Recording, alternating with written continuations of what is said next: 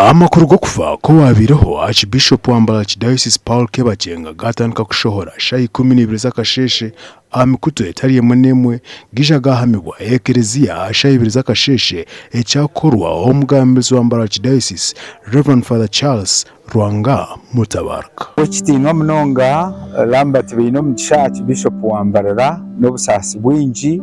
nabika Paul Bakyenga Aakibiishopu owahumwire emyuga y'obuhereza omwitware ndyo rumwe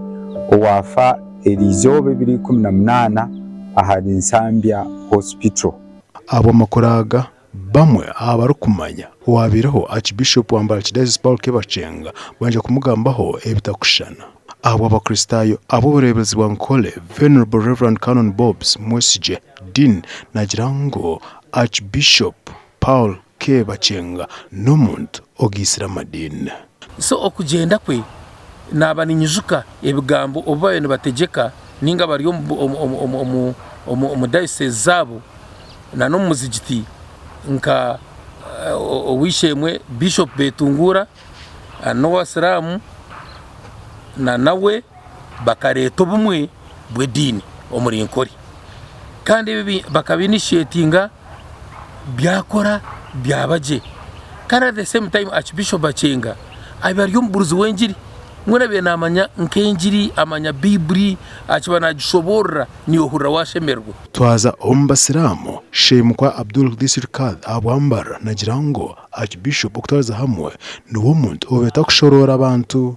kancha ikombi kwatiraho we abata kurebera omudini kata kushorora amadini atata kubasa kugira ngo nangwa ashuhada ishomero ritu waka aina abana bakuherera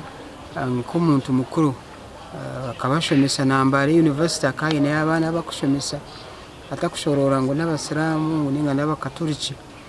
nangwa ninshabana nimpiga abanyadiini mwene bari okwe ntware cyo kureberaho icyo mushiza mukuru wogwe okuyana okutongana okujumangana tibini kubasa kutwari hangari tweri twazo mbarokore Bishop Cyrus Tayiwa nagirango Archbishop Paul Bakyenga n'omuntu obe nagamba ebyentunguka hihi byonka tumazire nawe mu myaka y'inyonko muntu tubire turi aharukiko rwa Interreligious Council abaryo muntu orukutesa tese rukombeka baryo muntu orukabura okuba bayine myaka namanye cyakora. Abanyabutegetsi n'abandi bantu owabira Archbishop wa Mbarara Diocese Paul Bakyenga nawe bamugambaho ebitakushana omuri byentunguka nebende benji kuyabira banaye gesa mwene uhurra no abori omwana uhurra enshekoze byakwegesa mwene bijo mu muringo murungi obyetegereza kandi bikwataho nkamagara kure kingu musimaho stage ya boda boda tukazayo yatuhereza ikipapuro cyo kwitekereza gukora ebintu byakozere akatera hirwaro yateka university muri ebintu byakozere byo mbigandora Nyambire mununga Bakyenga binankunda nk'umuntu kumbe ninda kureba Bakyenga nkabati nkora appointment nimpikaho ni mureba izo barimwe akanyamba ng'umuntu Bakyenga akanyamba ng'umuntu yampereza akantu kebakweta ki akantu nkatungo buzibu kanyiba kamera konga akakibure mu rumazi yanyeta twanywa no cyayi kabati nkumanya kwenda kumpereza yampereza akantu ako n'ikinde bindi akansura n'abana school fees ubwo Bakyenga ukureba anu umuntu abiri bravo kunkureba umuntu we n'umwebembezi ari develop umukyange iki Bakyenga tinkumutaru bazo twafuna omukisanga university nga buli mwaka jana tukyalira n'ebyensingo mujjukirako okubulira kwe kwabanga kunyuvu nga aleta ebisoko nakugereseza nayogera mu lulimi lwabwe nakizza mu luzungu okubulirako kwaletanga obuwangwa bwa Nkole n'abugatano bw'abazungu okutwariza hamwe nk'aba Kristo kandi n'abatwire obuvunanyizibwa bw'okuba abeebembezi ntusima munonga Ruhanga rwa Archbishop Paul Bakyenga abokuba n'omushija byargemanzi omushijo mu Kristo umukunzi w'edini ye omuhabuzi kandi umuntu bena yakira buri muntu we no kwa rukwija kandi akamutebeye kanisa Kristubenji mwiza cathedral yetu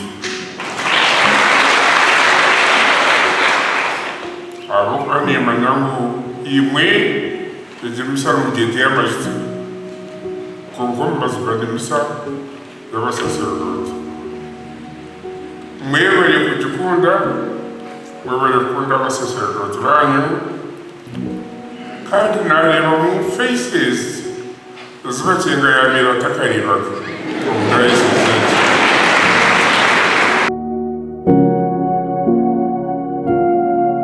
abyafayo bya His Grace Paul Bakyenga Archbishop owahumwere ogu yafera myaka 69 y'obukuru akazarwa ebiro 30 by'ukwezi kwa mukaga umwaka 1944 omu cyaro cya Bumbire Bushenyi district. Paul Bakyenga akashoma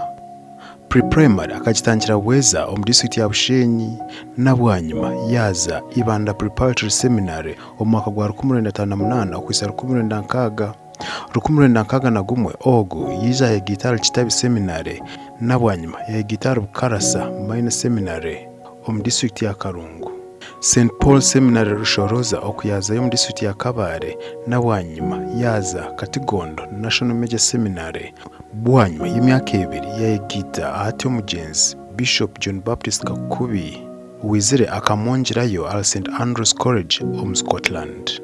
Oku nho yatungire degree ya theology.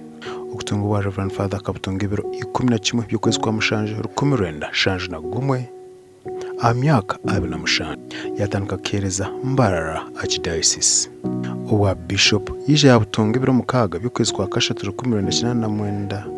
yije namusoma butongora abero abana by'ukwezi kwa mukaga 1989 omukorogo gukebembiramo Bishop John Baptist Kakubi. Ebirabina bishatu by'ukwezi kwa 11 1991 yije yazombigere byahati omugenzi Bishop John Baptist Kakubi His Grace Paul Bakyenga akisha kuhumura abero 25 by'ukwezi kwa kana